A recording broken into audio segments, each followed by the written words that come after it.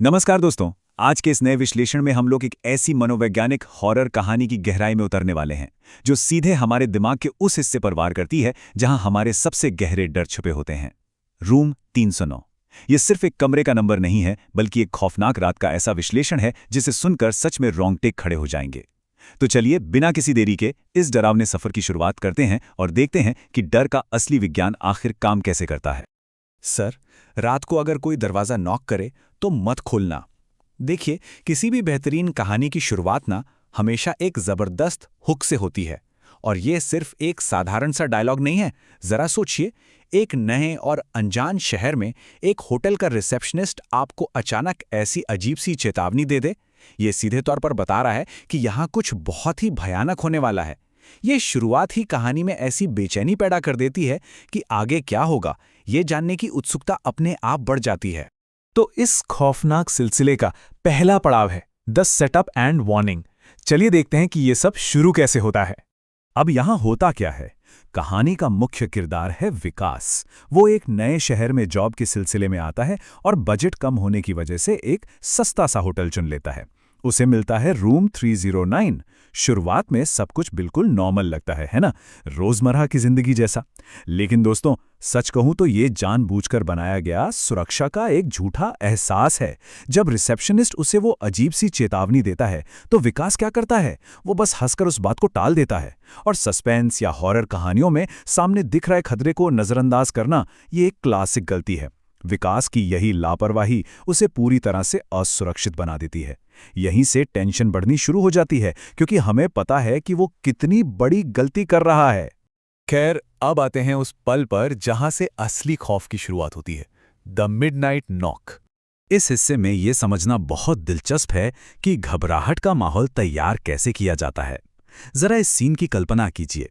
चारों तरफ बिल्कुल सन्नाटा है। एक इंसान गहरी नींद में सो रहा है और अचानक उस खामोशी को चीरती हुई एक आवाज आती है। घटनाओं के इस क्रम पर गौर करें। रात के ठीक 3:09, जो कि इत्तेफाक से उस कमरे का नंबर भी है, विकास की नींद खुलती है। कुछ ही पलों बाद नॉक नॉक नॉक, और फिर थोड़ी ही देर में एक लड़की की आवाज मदद मांगने लगती है। ये साफ दिखाता है कि ये रहस्यमयी ताकतें कितने सटीक समय पर अपना खेल शुरू करती हैं। यहाँ जो बात सबसे ज्यादा डराती है वो है बाहर से आ रही ये गुहार, प्लीज दरवाजा खोलो, मुझे हेल्प चाहिए। यहाँ जो कोई भी अदृश्य शक्ति है ना, वो इंसानी हमदर्दी के साथ एक बहुत ही चालाक खेल खेल रही है। आधी रात को एक बेबस लड़की की आवाज का इस्तेमाल करना, ये एक बेहतरीन मनोवैज्ञानिक चाल है। किसी का भी दिमाग उलझन में पड़ जाएगा कि क्या सच में कोई मुसीबत में है या ये कोई भयानक छलावा है। ये सीधा हमारे उस स्वभाव पर वार करता है जो दूसरों की मदद करना चाहता है। अब देखिए कि ये मानसिक दबाव किस तरह से काम करता है। सबसे पहले विकास उस आवाज को इग्नोर करने की पूरी कोशिश करता है, लेकिन फिर बेचैनी बढ़ने लगती है और आवाज और भी बेकरार हो जाती है। प्लीज कोई मुझे अंदर आने दो। और आखिरकार विकास हार मानकर दरवाजे के पास चला ही जाता है। ये पूरी प्रक्रिया दिखाती है कि कैसे लगातार बढ़ने वाला डर और मानसिक दबाव किसी भी इंसान के खुद पर नियंत्रण को पूरी तरह तोड़ सकता है। विकास की हिम्मत अब जवाब दे चुकी है और वो ठीक वही कर रहा है जिसके लिए उसे सख्त मना किया गया था।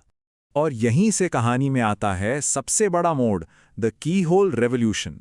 ये वो क्रिटिकल टर्निंग पॉइंट है जहां सारा लॉजिक, सारी वास्तविकता पूरी तरह से बिखर जाती है।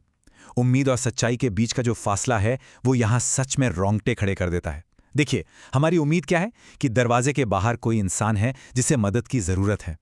लेकिन सच्चाई ये है कि जब विकास की होल से बाहर झांकता है तो बाहर कोई भी नहीं होता। कॉरिडोर बिल्कुल खाली है, लेकिन आवाज अभी भी आ रही होती है। कीहोल के जरिए इंसान की उम्मीद को इस तरह से तोड़ना उस अदृश्य खतरे के खौफ को एकदम चरम सीमा पर ले जाता है।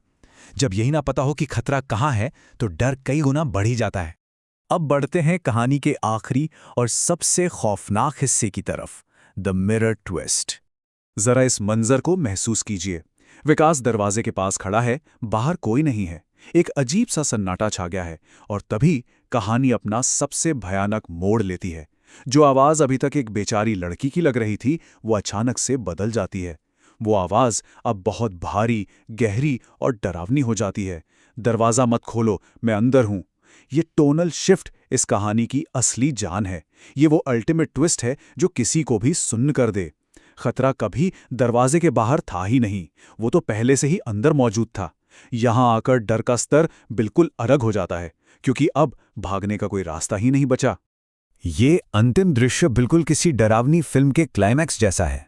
कमरे की लाइट्स फ्लिकर करने लगती हैं। विकास घबराकर सामने आईने में देखता है और उसे वही लड़की दिखती है जो उसके ठीक पीछे खड़ी है। ये आखिरी आमना सामना है जहां सब कुछ खत्म होने से ठीक पहले सस्पेंस अपनी चरम सीमा पर पहुंच जाता है।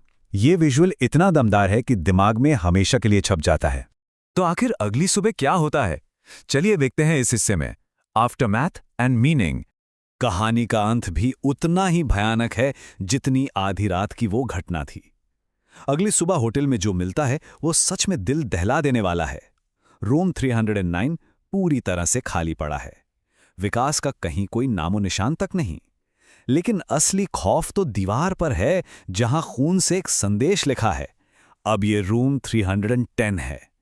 एक तरफ विकास का रहस्यमयी तरीके से गायब होना और दूसरी तरफ खून से लिखा ये पैगाम, ये साफ दिखाता है कि श्राप का दायरा अब और बढ़ चुका है। एक और शिकार जुड़ गया है और इस खौफनाक कमरे का नंबर अब अपडेट हो चुका है। और ये सब हमें एक बहुत ही गहरी मनोवैज्ञानिक सच्चाई की तरफ ले जाता है। कुछ दरवाजे बाहर से नहीं, अंदर से खुलते हैं। ये पंक्ति वाकई बहुत गहरी है। ये सिर्फ एक भौतिक कमरे या लकड़ी के दरवाजे की बात बिल्कुल नहीं कर रही है। ये उस मनोवैज्ञानिक जाल को दर्शाती है जिसमें विकास फंस गया था। असली खतरा बाहर की दुनिया में नहीं था, वो अंदर से पैदा हुआ था। कई बार ना हमारे सबसे बड़े दुश्मन और हमारे सबसे बड़े डर हमारे अपने ही दिमाग के अंदर मौजूद होते हैं। आज के इस विश्लेषण से एक बात तो पूरी तरह तय है कि कुछ जगहों की खौफनाक कहानी कभी खत्म नहीं होती। ऐसे में एक बहुत बड़ा और डरावना सवाल पीछे छूट जाता है। आखिर रूम 310 का अगला मेहमान कौन होगा? क्या उस नए इंसान को भी वही चेतावनी मिलेगी और क्या वो भी विकास की तरह उस चेतावनी पर हंसेगा? इस डरावने सवाल के साथ आज की ये चर्चा यहीं खत्म करते हैं। इस विश्लेषण का हिस्सा बनने के लिए बहुत बहुत धन्यवाद। और हाँ, हमेशा याद रखिए, अगर रात को कोई दरवाज़ा नॉक करे तो खोलने से पहले ये पक्का कर लें कि खतरा बाहर है या कहीं अंदर तो नहीं।